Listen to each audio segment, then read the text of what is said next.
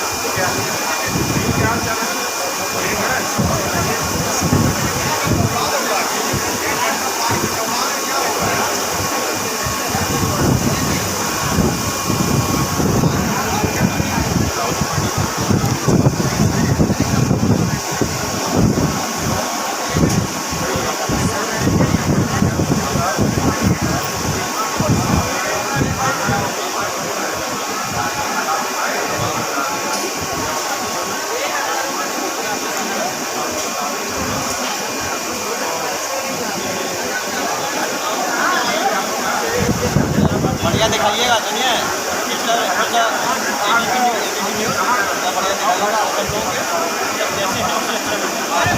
खूबसूरत कर दीजिएगा।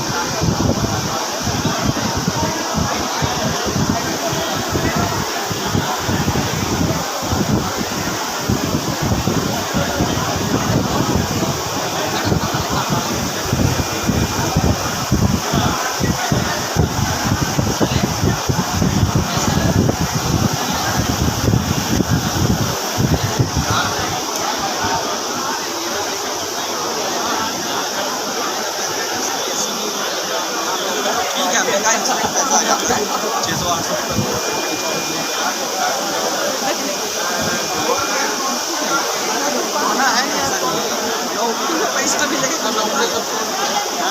फिर बाहर आ गया लगने से एकदम को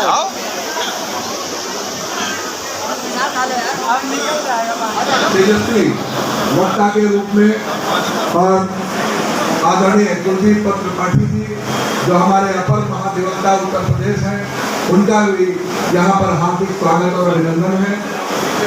और मैं चाहूँगा कि अब मैं शीघ्रता के साथ कार्यक्रम को प्रारंभ करना चाहता हूँ।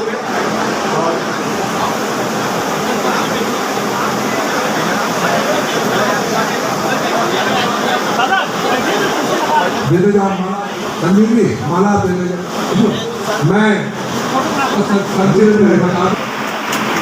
और डिप्टी जी आप ब्रजेश पाठक जी का करें, स्वागत करें। और ये जो हमारे सक्सेना जी हैं, सबसे वयोवृद्ध है अशोक सक्सेना जी, ये 35 साल से ऊपर मैंने देखा है इससे पहले से। नीरज सिंह जी